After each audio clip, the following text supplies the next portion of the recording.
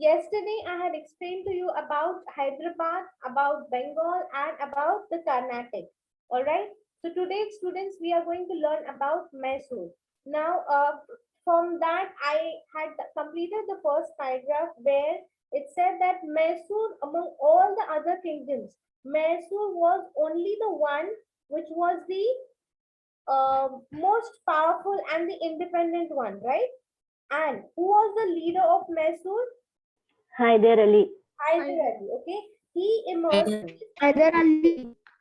Please underline this in your textbook. Under the leadership of Hyder Ali, okay, Mysore emerged as one of the most powerful kingdoms in the south. Okay, so that means he had a prominent good qualities of leadership. Okay, Hyder Ali. He had exceptional qualities and abilities. What were his qualities and abilities? Let's see that. He rose from the ranks of an ordinary soldier in Mysore army to the position of a commander by sheer dint of merit and determination. So can you see his determinations, his abilities, and his qualities? Initially, he was just an ordinary soldier working in an army in Mysore, and because with complete determination and struggle, he could achieve the position of a commander. All right. In the year 1761, he overthrew the government and established his authority over the Mysore state. So he had, please, it's there in the over here also. It's highlighted. Can you see on the screen? Hyder Ali overthrew the government and he established his own authority over the entire Mysore state under his rule. Now, what when he took over Mysore as his ruling state, so what things he brought, what changes he brought in the administrative system of Mysore? Let's see that.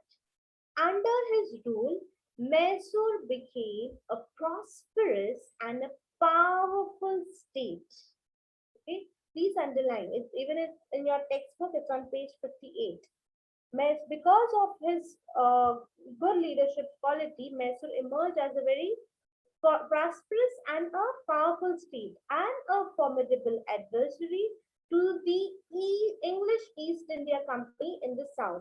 As I discussed even in yesterday's class session, that he was so strong that East India Company, as they were able to take up the kingdoms of all the nearby states, he gave a very tough time to the East India Company, right? He was very powerful, he was protecting his state, and so it became very difficult for the East India Company to take over Mysore. Here, as you know, we had seen other kingdoms. The kings and the queens, either they did not have proper administrative system, or they, even if the king was there, they were involved in their own internal affairs. They hardly had any time to look at the external affairs or to protect their state. But here the scenario is completely different, isn't it, students? Yes? You all can unmute yourself. Yes, ma'am. Okay. Yes. Hyder Ali was succeeded by his son. Who was his son? Tipu Sultan. Please underline. Tipu Sultan. Yes. Who proved to be worthy successor. And he being a successor, he proved himself as a worthy successor. What things he did, what reforms, what changes did he bring in the administrative system of Mysore? Let's see that. First thing, he introduced many reforms to overhaul and reorganize the administrative machinery. Next, he modernized the army and strengthened the economy by encouraging agriculture and modern trade and industry. Okay. Third, he posed most serious challenges to the rise of British power in India. So there are 3 points mentioned about Tipu Sultan in your textbook. What is the first thing? How did he prove himself as a good successor of his father? What qualities did he carry along with him? Okay. First thing, what reforms he brought? He changed the administrative system. Okay. Secondly, he modernized the army and strengthened the army. And What did he do? He encouraged agriculture and modern trade. What is the third thing he did? He gave a serious challenge to the British East India Company. It was very difficult for the East India Company to fight with Tipu Sultan or to take over his territory. Clear, everyone? Yes, Yes, ma'am. That yes, ma'am, was very low with low energy. Yes, ma'am. yes, ma'am. ma'am. Yes, this is fine. Yes, ma'am. Good, good. Yes, ma'am. Yes, the Rajputs. The next is the Rajputs. Yes, Ananya. Yes, ma'am. So the principal Rajput states like Jaipur, Jodhpur, and Udaipur, so they had declared their independence after the power of the Mughals had declined. But they did not unite and strengthen their position. They didn't work forward to establish a dynamic Rajput empire after the Mughal empire. So they wanted to follow their own individual goals and strengthen their position instead of the empires. They had conflicts with Right. each other and they took part in useless quarrels. And like in the Mughal courts, the Rajput courts, they also had conspiracies, dishonesty, disloyalty, and corruption. So, due to these reasons, these states were vulnerable to the English East India Company. Yes, very good. Very nicely explained. Very, very good, Ananya. Keep Mysore.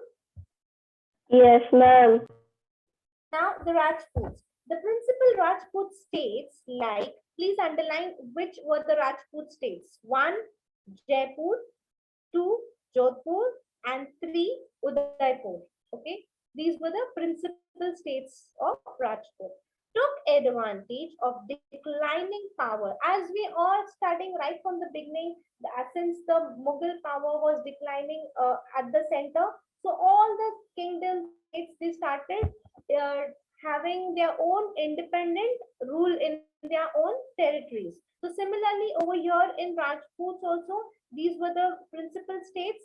As soon as they found that the Mughal power is getting declining, so they also started establishing their own independent rule in their particular states. Now, these Rajput states unfortunately did not unite. Please underline this is their main, drawback of the why the Rajputs easily able to were easily defeated by the East India Company, right?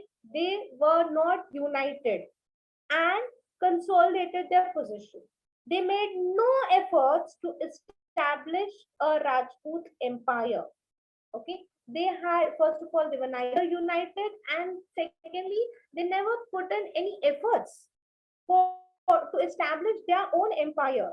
On the contrary, what they did, they continued to follow their own individual goals and interests, and they were always having a conflict among themselves.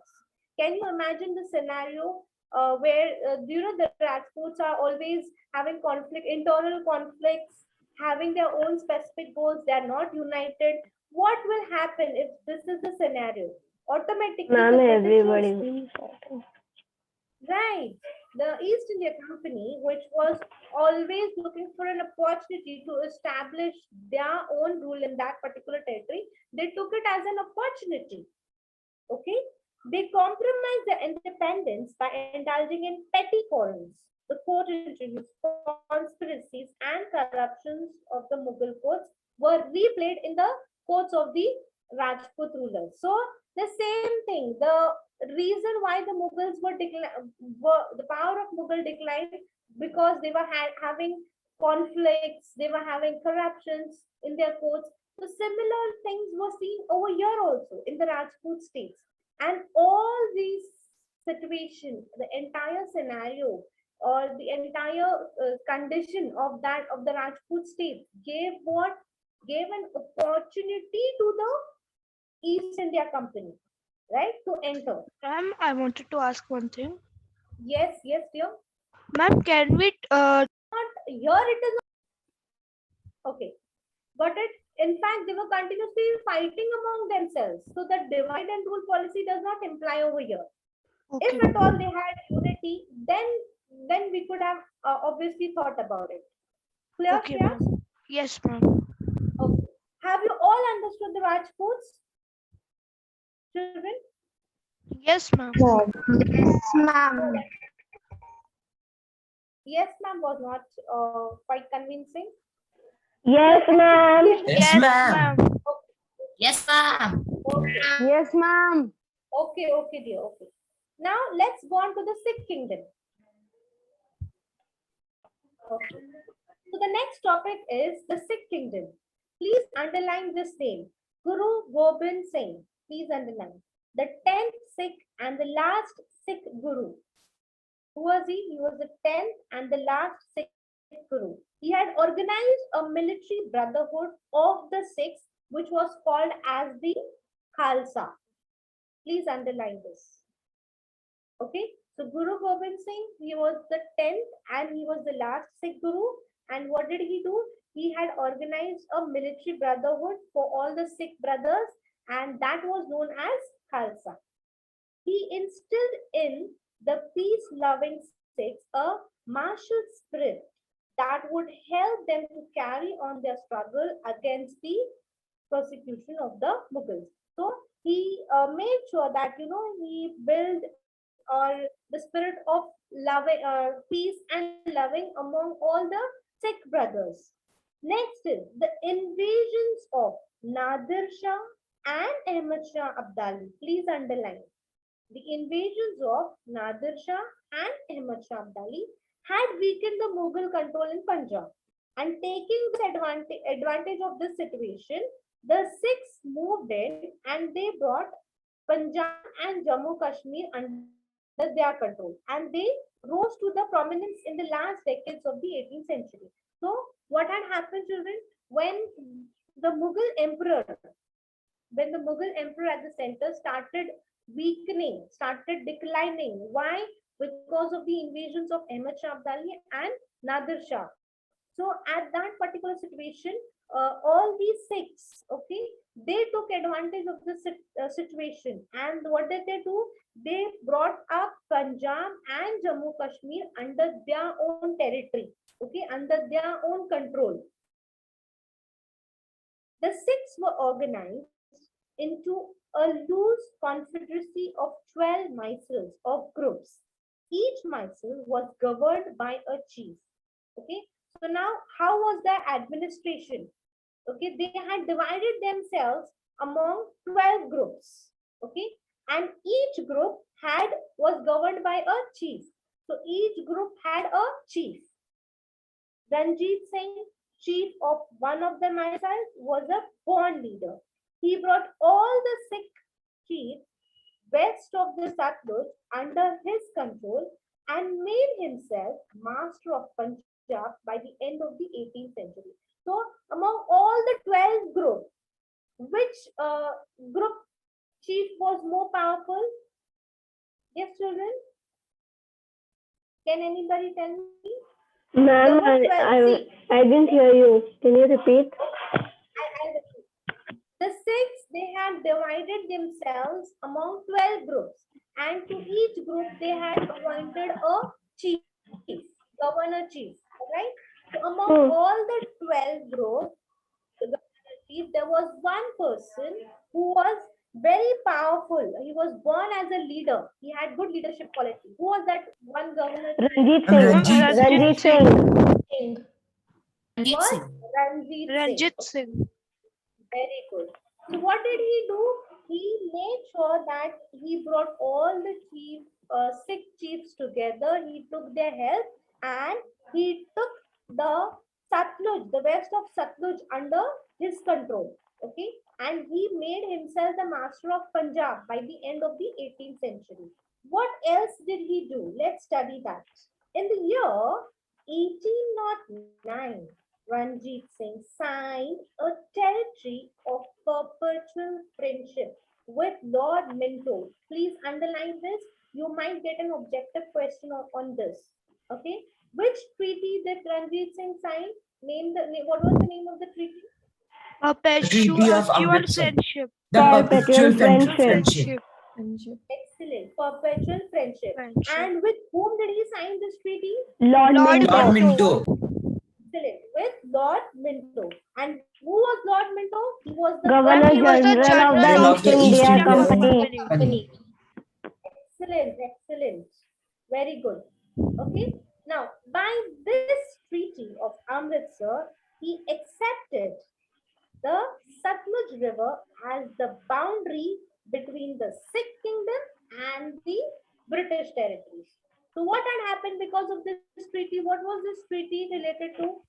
They because after this treaty, they accepted that the Satluj River, okay, it will be regarded as a boundary for who?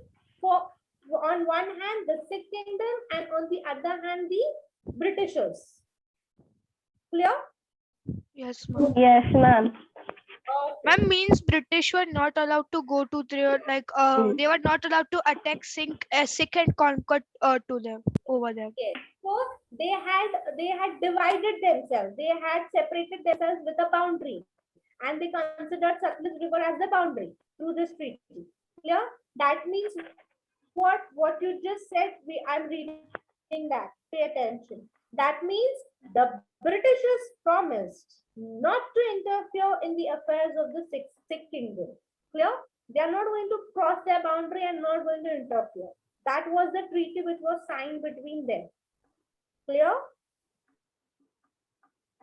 Am I audible? Yes, ma'am. ma'am. Clear. Yes, ma'am. Yes, ma'am. Okay. Checked in the east, Ranjit Singh began to conquer territories in the north and the west. At the time of his death in 1839, he was master of a powerful kingdom which extended from the Khyber Pass in the north to the Sindh in the south. Please underline. See, on one hand, he was so smart.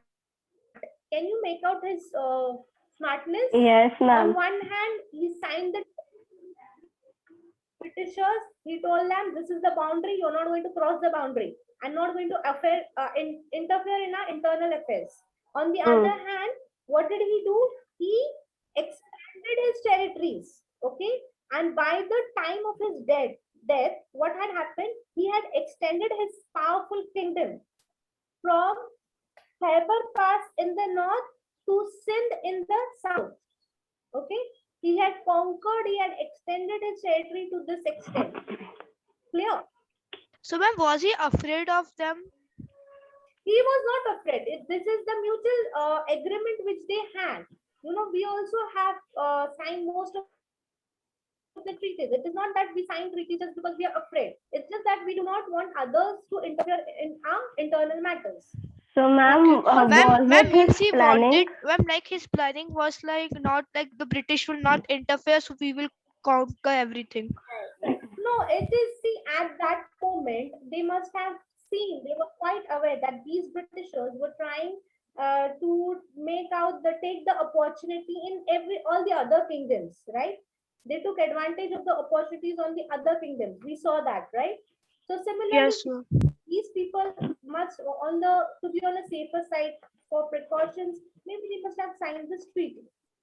Right? And that was very clear that the intentions of the Britishers were very clear at that time, isn't it? Yes. But it was said that after that British,